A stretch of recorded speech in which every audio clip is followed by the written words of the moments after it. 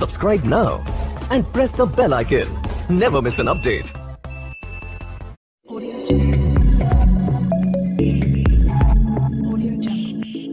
Okay, ध्यान दो सब लोग। ठीक है, आज का टॉपिक यूनिफॉर्म सर्कुलर मोशन है। ठीक है, यूनिफॉर्म सर्कुलर मोशन क्या होता है? अगर एक ऑब्जेक्ट सर्कुलर पाथ में चलता है यूनिफॉर्म स्पीड से, तो हम लोग बोलेंगे वो यूनिफॉर्म सर्कुलर मोशन में है। समझ आया? देखो, एक ऑब्जेक्ट है और ये देखो एक सर्कुलर पाथ हो गया, और ये ऑब्जेक्ट को इसी सर्कुलर पाथ में मूव करना है। और कैसे मूव करना है? यूनिफॉर्म स्पीड से। यूनिफॉर्म स्पीड मतलब हर समय 5 मीटर पर सेकेंड, यहाँ भी 5 मीटर पर सेकेंड, 5 मीटर, हर पॉइंट में स्पीड उसका सेम रहेगा। तो इस तरह का मोशन को अगर ऑब्जेक्ट इसी पाथ में घूम रहा है और एक फिक्स स्पीड से, तो हम लोग बोलेगा कि ऑब्जेक्ट यूनिफॉर्म सर्कुलर मोशन में है। समझ आया? ठीक है, क्लियर है सबका? उसके बाद देखो नेक्स्ट क्या कह रहा है, when a body is in uniform circular motion, even then its velocity changes due to continuous change in direction. देखो, जब एक ऑब्जेक्ट यूनिफॉर्म सर्कुलर मोशन में घूम रहा है तो हर पॉइंट में उसका डायरेक्शन चेंज हो रहा है। अब डायरेक्शन कैसे पता चलेगा? मान लो ऐसे मूव कर रहा है, तो इस पॉइंट में तुम्हें क्या करना पड़ेगा? एक टेंजेंट ड्रॉ करना पड़ेगा, तो तुम्हें पता चलेगा इस पॉइंट में डायरेक्शन इस साइड है। फिर देखो कुछ समय बाद जब वो ऑब्जेक्ट यहाँ आएगा तो उसका डायरेक्शन ऐसा हो जाएगा। समझ में आया ना? ये क्या है? ये टेंजेंशियल डायरेक्शन होता है। एक ऑब्जेक्ट अगर सर्कुलर पाथ में घूमता है, हर पॉइंट पे उसका डायरेक्शन चेंज होता है। उसका स्पीड सेम है, पर क्योंकि उसका डायरेक्शन हर पॉइंट में चेंज हो रहा है, तो हम लोग कहेंगे कि उसका हर पॉइंट में वेलोसिटी चेंज हो रहा है। समझ रहे हो बात को? अगर एक ऑब्जेक्ट यूनिफॉर्म सर्कुलर मोशन में है, इसका मतलब वो हर पॉइंट में उसका डायरेक्शन चेंज हो रहा है। और डायरेक्शन चेंज हो रहा है उसका मतलब क्या है? उसका वेलोसिटी चेंज हो रहा है। ठीक है, और अगर वेलोसिटी चेंज हो रहा है, यानी यहाँ पे जो वेलोसिटी है और यहाँ का वेलोसिटी अलग होगा, है ना? v2 अलग होगा, v2 से v3 अलग होगा। क्योंकि वेलोसिटी चेंज हो रहा है तो हम लोग क्या कहेंगे? हम लोग बोलेंगे कि बॉडी एक्सेलरेट कर रहा है। बॉडी एक्सेलरेट कर रहा है। समझ आया ना? अगर बॉडी यूनिफॉर्म सर्कुलर मोशन में घूम रहा है तो हम लोग कह सकते हैं कि बॉडी क्या कर रहा है? एक्सेलरेट कर रहा है, एक्सेलरेशन शो कर रहा है। ठीक है, अब ये जो एक्सेलरेशन है उसका डायरेक्शन क्या होगा? तो ये इसका डायरेक्शन टूवर्ड्स द सेंटर होगा, है ना? एक्सेलरेशन का डायरेक्शन टूवर्ड्स द सेंटर होता है। देखो, असल में होता क्या है, जब भी एक ऑब्जेक्ट सर्कुलर पाथ में घूम रहा होता है तो उसके ऊपर एक फोर्स लगता है। उस फोर्स को क्या कहते हैं? सेंट्रीपिटल फोर्स कहते हैं। ठीक है, हर पॉइंट में इसी वजह से डायरेक्शन चेंज हो रहा है। एक बॉडी चाहता है यहाँ पे है ना, वो चाहता है ऐसे निकल जाए। ठीक है, वो चाहता है, मान लो सन के चारों तरफ अर्थ घूम रहा है, ये सन रहा, ये अर्थ रहा, तो अर्थ घूम रहा है सन के चारों तरफ। हर पॉइंट में वो सीधा निकलने की कोशिश करता है, लेकिन सन उसको क्या करता है? अपने तरफ खींच लेता है, जिसके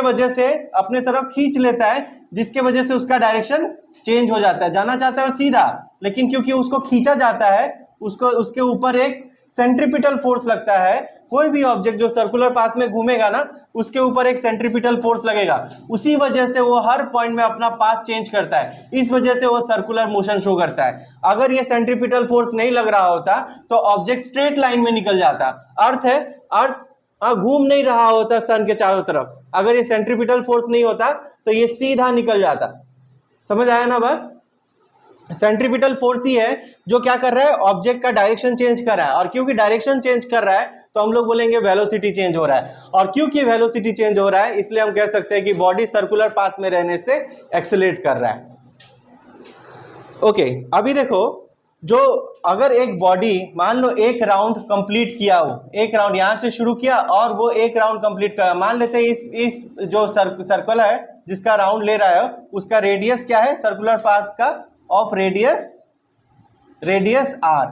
ठीक है, ये सर्कुलर पाथ जिसका वो बॉडी राउंड ले रहा है उसका रेडियस आर है, और इसको एक राउंड लेने में कितना समय लग जा रहा है? उसको टी टाइम लग रहा है। तो उसका स्पीड निकाला जा सकता है। स्पीड क्या होगा? Total distance travelled by total time taken. तो टोटल डिस्टेंस कितना ट्रेवल किया? एक राउंड मारा तो वो 2 पाई आर डिस्टेंस ट्रेवल किया, यानी वो सरकमफरेंस को कवर किया। ये क्या है? सरकमफरेंस। और नीचे क्या है? नीचे टाइम है। तो सरकमफरेंस का फॉर्मूला क्या हो गया? 2 पाई आर। और टाइम कितना लग गया? टी। तो हमें वो जो यूनिफॉर्म यूनिफॉर्म मोशन है ना, या स्पीड है, वो मिल जाएगा, है ना। ऊपर में सरकमफरेंस जो कि डिस्टेंस कवर्ड है, नीचे में टाइम, ठीक है। अब देखो मैंने बताया यहाँ पे कि बॉडी का अगर कोई भी पॉइंट में तुमको पता लगाना है कि इस पॉइंट में ऑब्जेक्ट का डायरेक्शन क्या है, तो वहां पे एक टेंजेंट बना दो, तुम्हें डायरेक्शन मिल जाएगा, ठीक है। अब देखो बहुत सारा एग्जांपल्स है यूनिफॉर्म सर्कुलर मोशन का, जैसे कि देखो अगर एक स्टोन को हम लोग बांध देते हैं एक रस्सी में और उसको यूनिफॉर्मली घुमाते रहते हैं, ऐसे नहीं कि धीरे घुमाया फिर जोर से, ऐसे नहीं, यूनिफॉर्मली घुमा रहे हैं, तो हम लोग कहेंगे कि बॉडी यूनिफॉर्म सर्कुलर मोशन में है, ठीक है। फिर क्या है, फैन है ना, फैन का जो ब्लेड घूम रहा है, ये देखो फैन का ये एक्सेल हो गया, ये एक लाइन जो ऐसा आता है ना यहाँ पे, ये एक्सेल हो गया, इसको एक्सेल कहते हैं, और ये सारा ब्लेड्स रहा, तो ये जो ब्लेड का मोशन है, motion of the blade around the axle, इसको ये भी एक यूनिफॉर्म सर्कुलर मोशन का एग्जांपल है।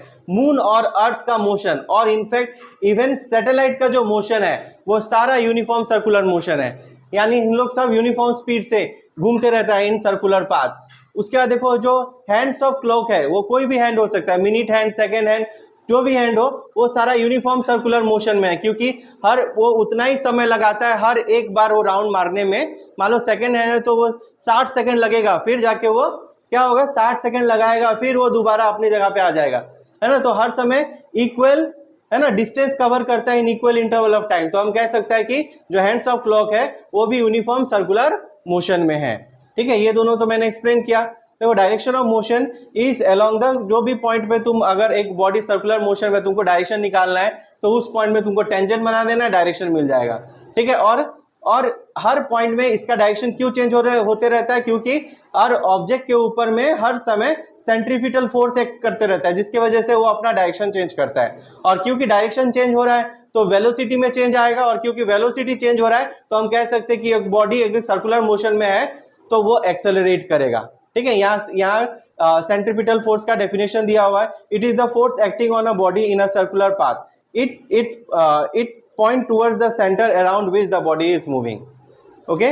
तो बॉडी अगर मान लो क्या बोला गया है, डेफिनेशन क्या कहा गया है कि it is the force acting on a body, centripetal force वो फोर्स है जो एक बॉडी जो सर्कुलर मोशन में घूम रहा होता है उसके ऊपर एक्ट करता है, और वो डायरेक्शन, उसका डायरेक्शन क्या होता है फोर्स का, टुवर्ड्स द सेंटर, ठीक है। तो ये खत्म हो गया।